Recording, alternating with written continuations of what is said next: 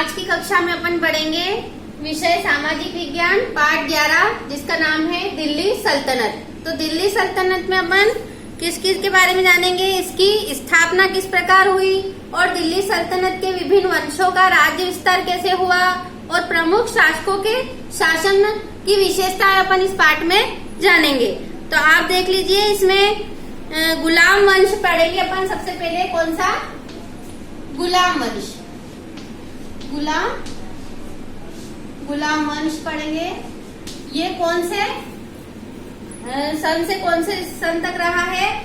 तो 1200 ईस्वी, सॉरी सन नहीं ईस्वी, 1206 से 1290 ईस्वी तक ये रहा है। तो ये गुलाम वंश किस प्रकार बना था आपने पहले पढ़ा है, जो इसके पिछले पाठ है कि मोहम्मद गोरी भारत के उत्तरी हिस्सों पर अपना अधिकार स्थापित कर चुका था। वह स्वयं गौर मतलब मध्य एशिया की एक रियासत है गौर, उसमें रहता था तथा अपने विजित प्रदेशों मतलब जिसपे उन्होंने विजय प्राप्त करी थी वहां पर शासन चलाने के लिए अपने गुलाम अधिकारियों को उन्होंने नियुक्त किया था वहां पर। और उन दिनों मध्य एशिया में एक प्रथा थी कि जिस युवक को खरीद कर उन्हें युद्ध में प्रशिक्षण देकर फिर उन्हें सुल्तान को बेच दिया जाता था।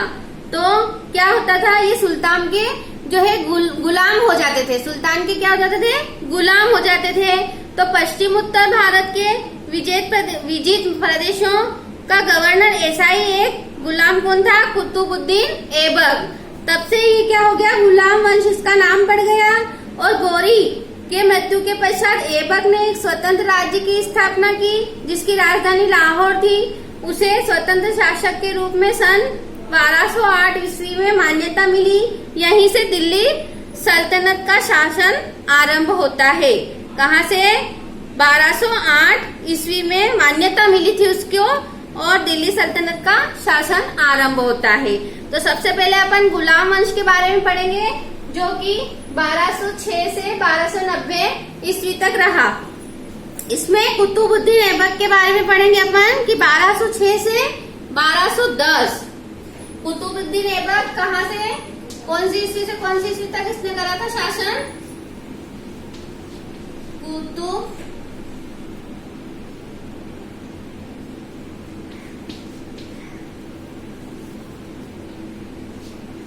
कुतुबुद्दीन ऐबक,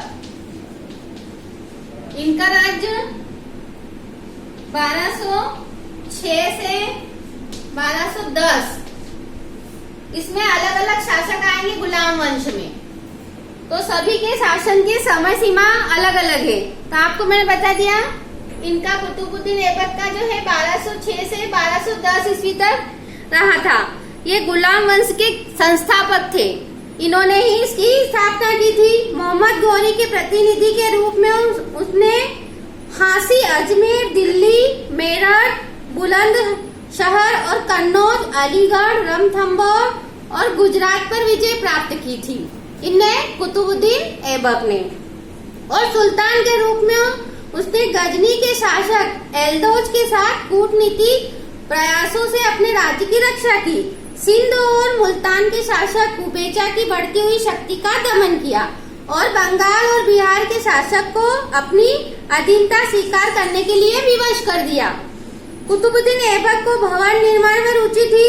उन्हें दिल्ली में कुतुब मीनार और कुब्बत उल इस्लाम मस्जिद तथा अजमेर में 2.5 दिन का झोपड़ों का निर्माण करवाया।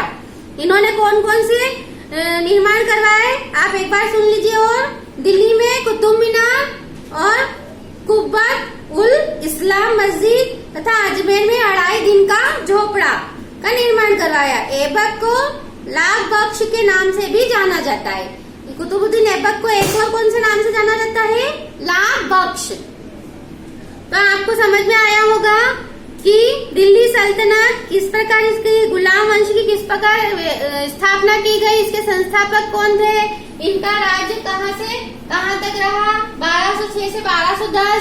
ये सब बातें आप नोट करते जाइएगा, आपको बहुत अच्छे से समझ में आएगा। अगर आप एक एक बात को, एक एक पॉइंट को नोट करते जाएंगे तो अच्छे से समझ में आएगा।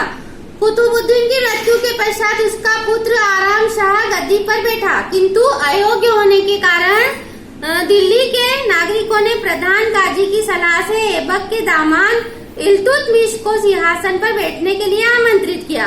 क्योंकि इनका बेटा जो है वहाँ पर शासन करने के लायक नहीं था, तो इनके दामाद को वहाँ बिठाकर, जिनका नाम था इल्तुतमिश, उनको सिंहासन पर बिठाया और वहाँ पर आराम शाह परास्त हुआ, उसका वध कर दिया गया और इल्तुतमिश दिल्ली का सुल्तान बन गया। क्यों राजा का बेटा सुल्तान नहीं बना, उनका दामाद बना जनता की राय से वहाँ पर। और इल्तुतमिश का शासन 1211 और 1236 ईस्वी तक रहा। तो आप ये भी नोट कर लीजिए, मैं यहाँ लिख लेती हूँ। इल्तुतमिश आप भी नोट कर लेना। इनकी शासन व्यवस्था कब तक रही, इनका राज्य कब तक रहा? 1211 और 1236 तक। शुरू कब से हुआ था? 1211 में। और इनका शासन कब खत्म हुआ? 1236 ईस्वी में। तो इल्तुतमिश को उत्तरी भारत में तुर्की राज्य का वास्तविक संस्थापक माना जाता है और गद्दी पर बैठने के पश्चात उसे आंतरिक और बाहरी समस्याओं का सामना करना पड़ा।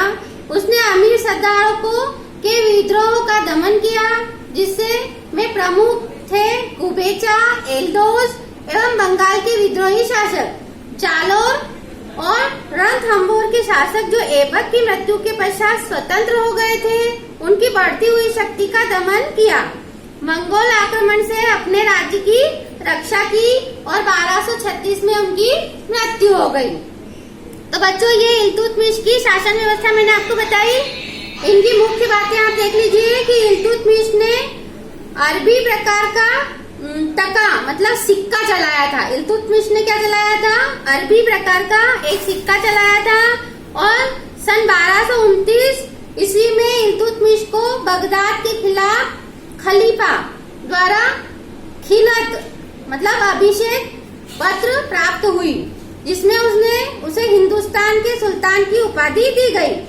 इनको इल्तुतमिश को बगदाद के खलीफा द्वारा खिलत मतलब अभिषेक पत्र प्राप्त हुई, जिसमें क्या लिखा था कि ये हिंदुस्तान के सुल्तान की उपाधि इनको मिल गई थी इल्तुतमिश को।